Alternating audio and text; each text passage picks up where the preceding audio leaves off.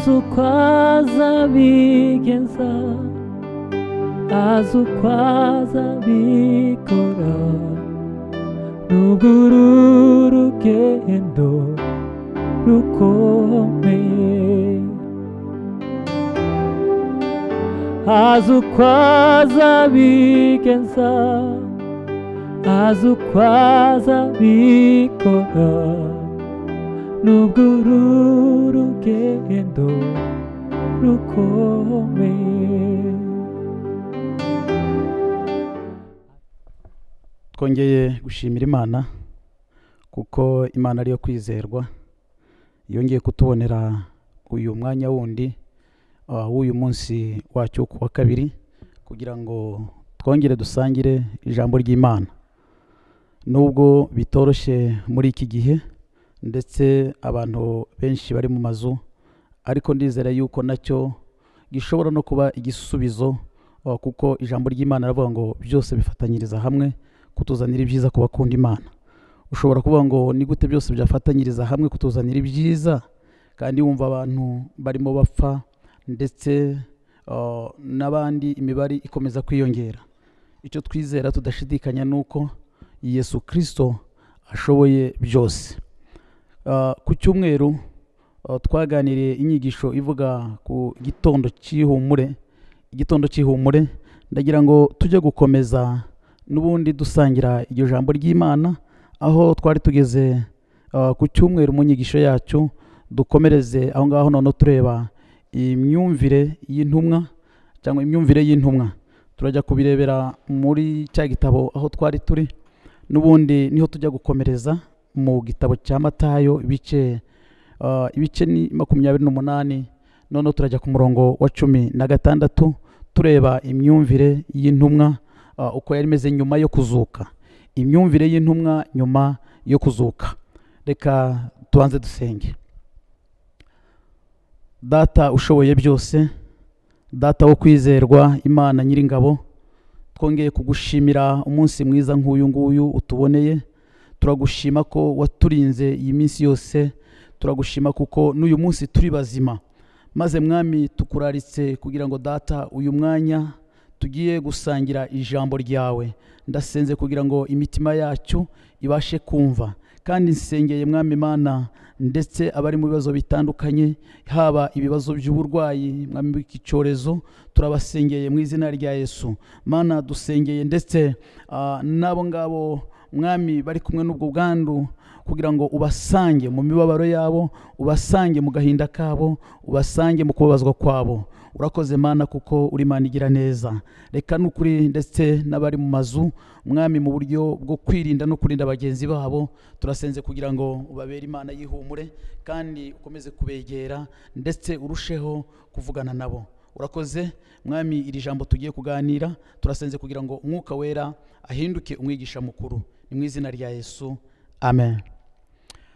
Kuko nabibabwiye tugiye kuganira ijambo ry'Imana, aho twagarukiye muri cya gice cya Matayo twarebaga igitondo cy'ihumure. Igitondo cy'ihumure, aho twasomaga muri iki gice twarebye tureba ku murongo wa 5, tureba umurongo wa 6 n'uwa 7 ndetse kugeza ku murongo wa 10. Iyo mirongo yose twarebaga ihumure, kuko Imana yacu ari ihumure. Ubwo bazindukaga b'abagore bakazinduka bajya kumva ya Yesu, bajya kureba aho Yesu bamushinguye, bagiye bafite ubwoba, bagiye bafite gucika intege, bagiye bumva ibyo bari biteze. Bagezeyo ibyo bari biteze si byo babonye, kuko marayika w'iteka yarababonekeye, arabasanga, arababwira ngo mweye gushakira umuzima mu bapfuye. Yesu Kristo ni muzima, abaha ihumure, avuga ngo nimuhumure, nimuhumure. Reka nanone dukomeze kugira ngo turebe imyumvire y'intumwa nyuma yo kuzuka. Nyuma yo kuzuka, imyumvire y'intumwa yari imeze ite? Imyumvire y'intumwa. Intumwa zabanye na Yesu Kristo, zagendanye na Yesu Kristo, zabonye Yesu Kristo akora ibitangaza. reka nkubwire, kubona ibitangaza ntabwo ari byo biguhindura, kandi guhinduka k'umuntu ntabwo kuba umunsi umwe, kuko guhinduka k'umuntu ni process. Ni ukuvuga ngo ni urugendo rutaba umunsi umwe gusa, ahubwo ni urugendo rukomeza. Niyo mpamvu rero guhinduka bisaba kwigisha, bisaba guhozaho, bisaba kudacika intege, kutananirwa ngo ucogore, kuko umuntu ahindurwa n'ibintu bitandukanye. Ahindurwa kugira ngo iyo imyumvire itarahinduka, umuntu ntabwo ashobora kuba uwo ari we. Ariko kugira ngo uhinduke uba uwo uri we, ni ukubanza guhinduka mu myumvire. Ku murongo wa 16, reka dusome umurongo wa 16 turebe. Uyu murongo wa 16 turajya gukomeza muri iki gice cyose. Bibiliya iravuga ngo, nuko abigishwa 11 bajya i Galileya ku musozi Yesu yabategetse. Bamubonye baramupfukamira, ariko bamwe barashidikanya. Iravuga ngo, nuko abigishwa bajya ku musozi w'i Galileya aho Yesu yabategetse.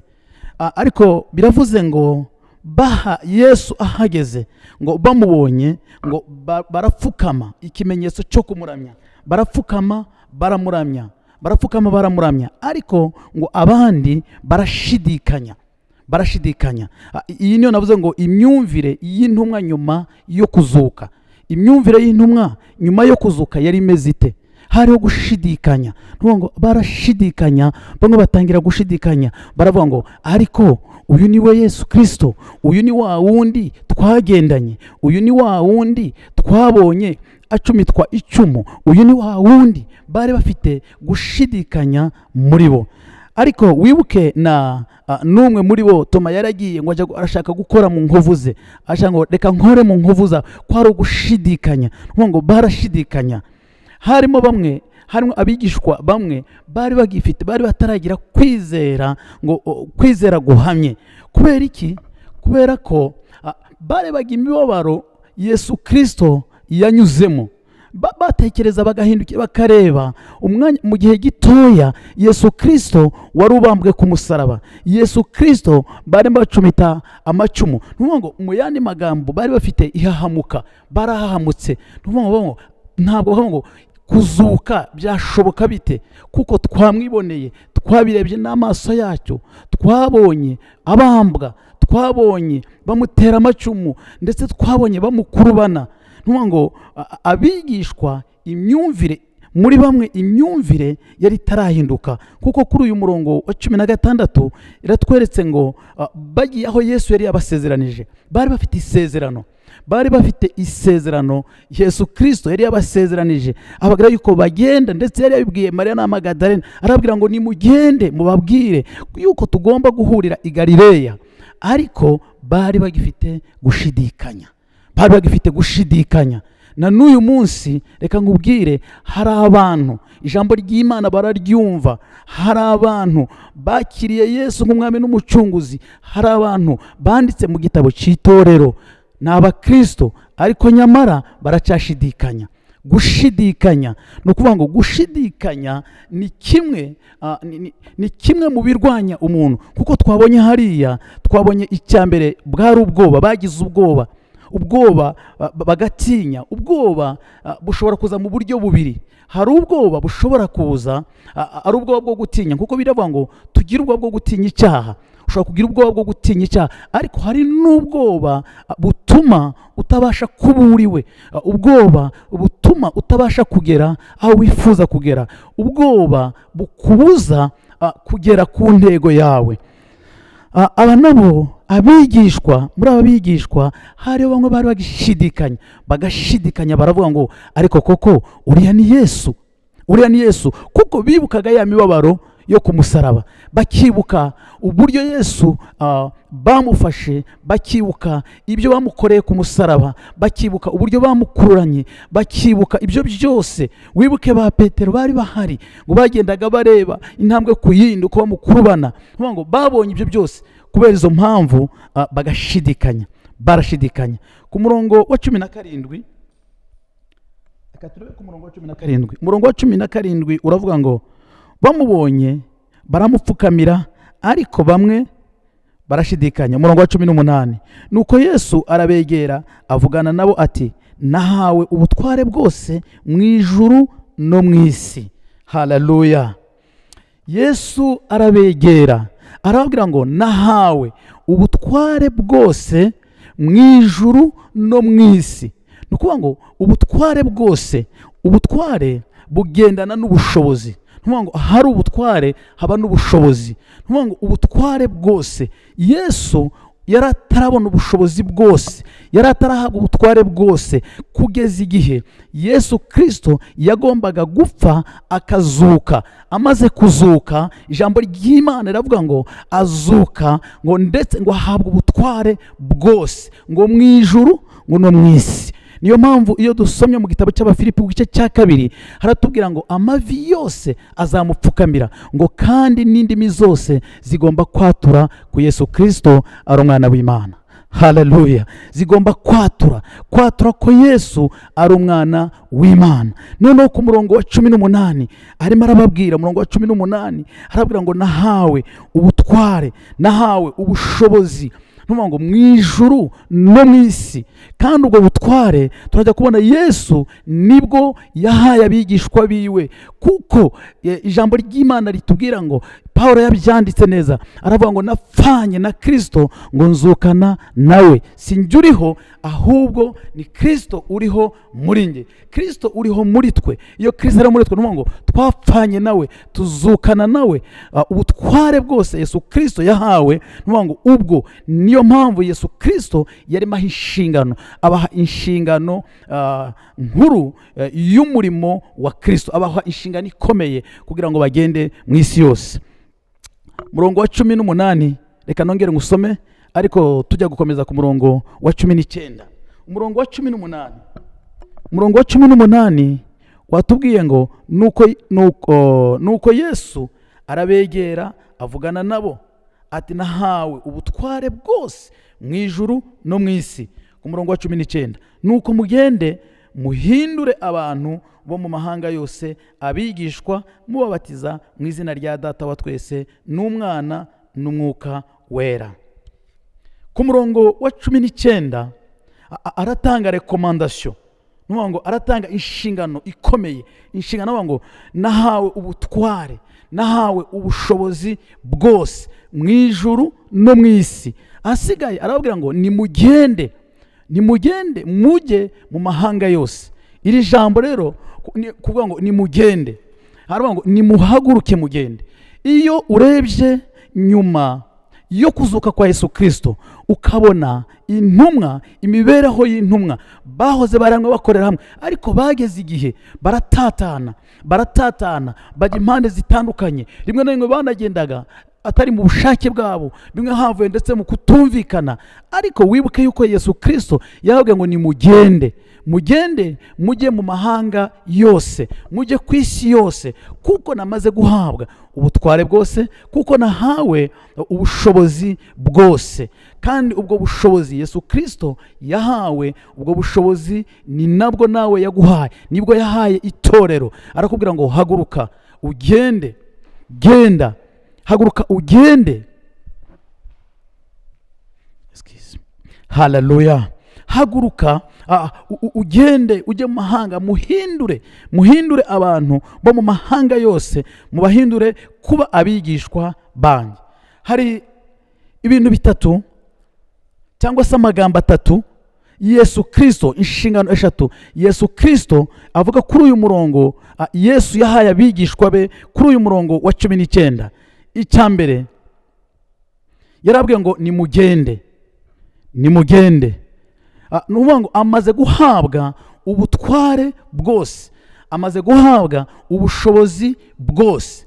Ubwo butware n'ubwo bushobozi, ubwo nibwo arimo guha babigishwa be, babandi bamwizera. Aravuga ngo nimugende mujye mu mahanga yose, muhindure abantu kuba abigishwa banjye. Iyo ari inshingano ya mbere ikomeye, ababwira ngo nimugende.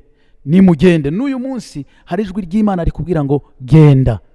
Amahanga yawe ni umuturanyi wawe, amahanga yawe n'abo muri kumwe, amahanga yawe niba abandi mukorana, amahanga yawe niba abandi bakuzengurutse, kuko yavuze ngo i Yerusalemu ni Yudaya no kugeza ku mpera y'isi. Ariko hera huri, ngo genda, haguruka mujyane, kuko twahawe ubutware bwose, twahawe ubushobozi bwose, kubera ko twapfanye na Kristo, twazukanye na Kristo.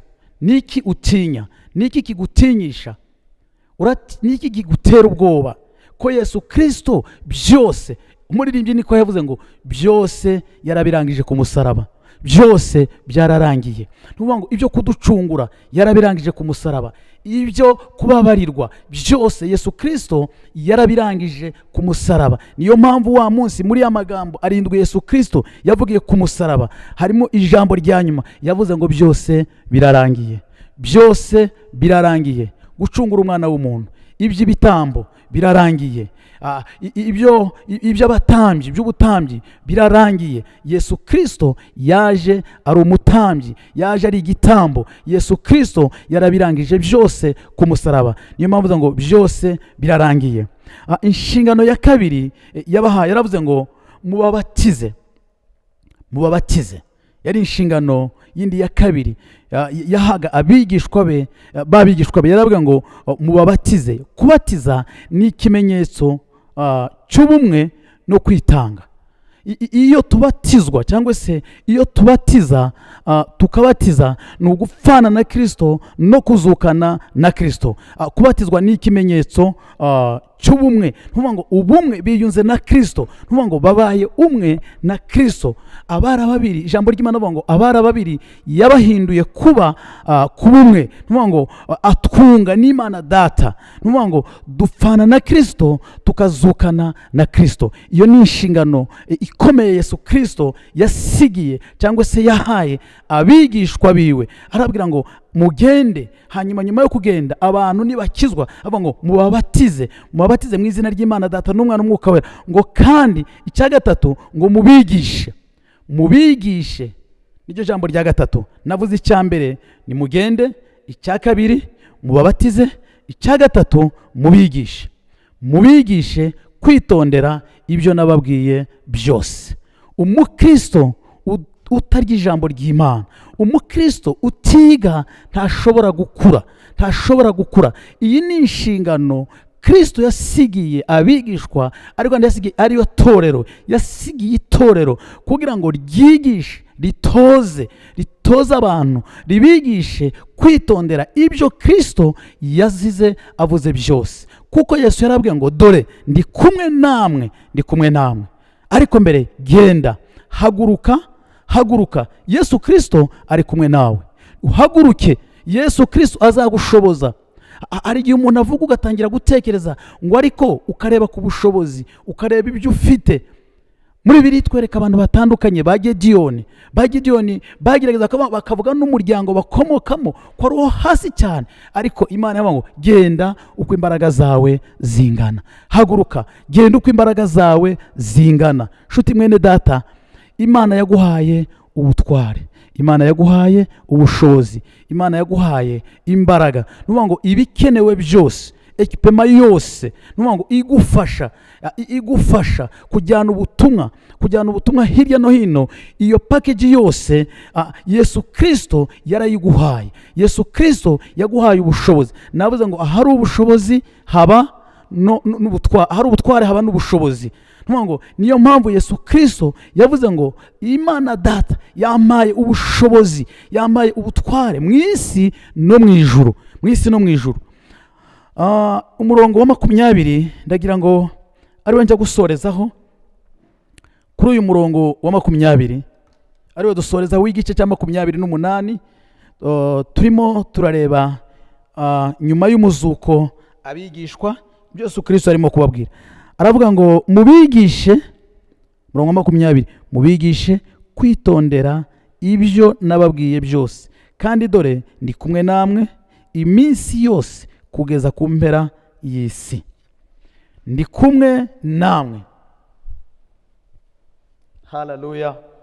Yesu aravuga ati dore ndi kumwe namwe kugeza ku mpera y'isi. Ndi kumwe namwe iri jambo ritwizeza ko Imana iri hamwe, Imana iri hamwe natwe, Imana iri hamwe natwe. Emmanuel niko ijambo ry'Imana rivuga muri Yesaya, haravuga ngo Emmanuel, Imana iri kumwe n'ubwoko bwayo, Imana iri kumwe natwe, ni Emmanuel, Imana iri kumwe nawe. Nshuti mwene data, ntucike intege, ntugire ubwoba. Niki kigutinyisha? Niki kiguteye ubwoba? Niki kikunaniza? Yesu yarabirangije byose ku musaraba. Yavuga ngo byose byararangiye, byose yarabirangije ku musaraba. Kandi Yesu arakubwira ngo nahawe ubutware, nahawe ubushobozi, ndi kumwe nawe. Genda, haguruka, genda ujyane iyo nkuru y'umwami wacu Yesu Kristo.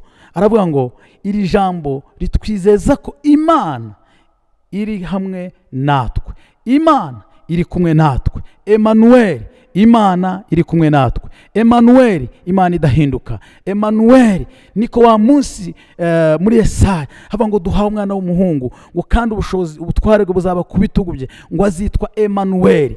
Imana iri kumwe natwe, azitwa Emmanuel, Imana iri kumwe natwe. Nshuti mwene data, ndagira ngo kubwire ngo ntutinye. Kandi ijambo ry'Imana rikuvuga ngo ntutinye, weye gutinya ibyo ureba, weye gutinya n'ibyo wumva, kuko ibyo byose ni iby'akanya gatoya, ibyo byose ni iby'umwanya muto. Yesu yarabirangije byose. Ibyo twahura nabyo, ibi byose duhura nabyo, ariko ujye umenya gusira ijambo ngo Yesu yarabirangije. Yesu yarabirangije byose, byararangiye ku musaraba. Byose Yesu yanyishuriye umwenda wanjye wose, yanyishuriye umwenda wanjye wose. Njya mbwira abantu ngo nta kintu na kimwe, ngo nta kintu na kimwe umuntu yakora kugira ngo urukundo rw'Imana rwiyongere. Nta kintu na kimwe wakora kugira ngo Yesu agukunde cyane. Oya, yadukunze rimwe risa, yadukunze rimwe gusa. Cyagihe yitanze ku musaraba, cyagihe yapfiriye ibyaha byacu, cyagihe yaduhaye bwa butware bwose na bwa bushobozi bwose. Yarangiza akatubwira ngo nimugende, mubigishe, mubabatize, kandi mubahindure, kugira ngo bahinduke babe abigishwa ba Yesu Kristo. Yesu Kristo akeneye kutwigisha abantu bagahinduka kuba abigishwa, ntibabe abayoboke b'itorero, ahubwo bahinduke abigishwa ba Yesu Kristo. Imana yo mu ijuru ibafashe, kandi Imana ibaha umugisha, muhinduke abigishwa nyabo. Twarebye ko intumwa za Yesu Kristo kugira ngo zihinduke byafashe igihe, imyaka 3 n'igice Yesu Kristo agendana nabo, abana nabo. Ariko yamara kuzuka, kandi no kuzuka byose yarabwiye ngo birakwiriye kugira ngo mbanze mfe, nyuma yo gupfa nkazuka, kugira ngo mbashe kubaha ubushobozi bwose. Ariko nyuma gato bamwe bagatangira gushidikanya. Ahari nawe ushobora guhura n'ibigeragezo, ushobora guhura n'intambara zitandukanye, ugatangira gushidikanya, ukavuga ngo ariko Imana iri kumwe nanjye, ariko Yesu aracyari kumwe nanjye. Reka nkubwire, Yesu ari kumwe nawe. Yaravuze ngo ntazagusiga, yaravuze ngo ntazaguhana, yaravuze ngo ntabwo nzabasiga, sinzabahana, kuko ni Imana itivuguruza, ni Imana iri kumwe nawe. Iri kumwe nawe mu kababaro, iri kumwe nawe mu munezero, iri kumwe nawe no muri iki gihe wikingiranye, uri mu nzu, uri mu rugo, iri kumwe nawe. Aho naho Imana iri kumwe nawe. Imana ibafashe, kandi Imana ibagirire neza. Reka dusenge Imana. Nanone Mana, turagushima kuko watugiriye neza. Tugushimira uyu munsi Mwami, muri iki cyumweru turimo. Turakomeza kwinginga Mwami kugira ngo wewe waduhaye ubutware bwose, ukaduha n'ubushobozi bwose. Mu izina rya Yesu Kristo Mwami, duhagaritse iki cyorezo Mwami cy'iyi corona Mwami virus.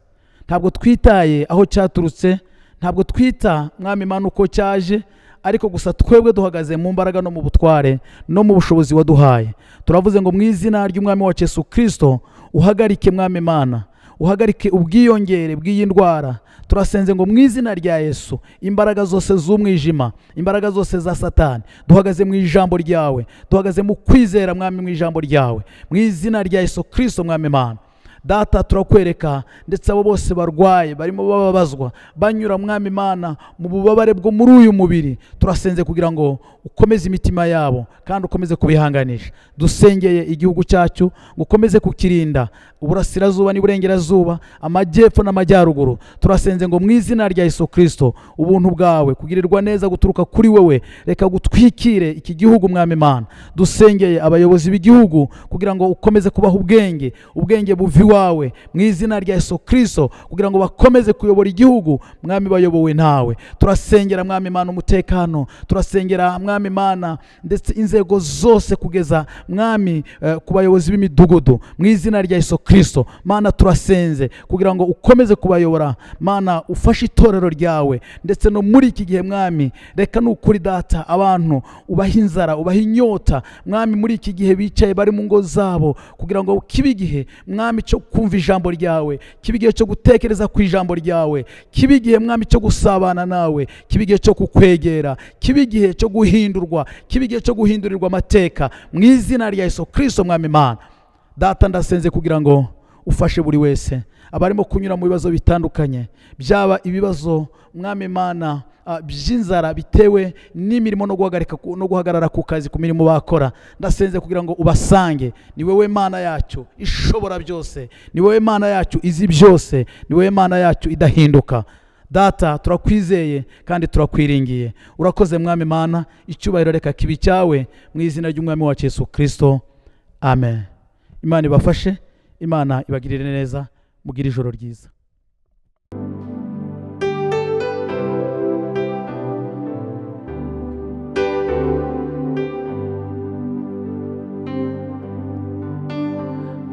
azukwaza bigenza, azukwaza bikora, nubwo uru rugendo rukomeye. Azukwaza bigenza, azukwaza bikora, nubwo uru rugendo rukomeye. Atwambukije Yorodani, ingabo za Farawo zishiriye mu mazi, aduhaye amazi yo kunywa mu butayu. Azukwaza bigenza tugereyo. Atwambukije Yorodani, ingabo za Farawo zishiriye mu mazi, aduhaye amazi yo kunywa mu butayu. Azukwaza bigenza tugereyo. Azukwaza bigenza, azukwaza bikora, nubwo uru rugendo rukomeye. Azukwaza bigenza, azukwaza bikora, nubwo uru rugendo rukomeye. Nubwo uru rugendo rukomeye, nubwo uru rugendo rukomeye. Haleluya, shimwe mwami.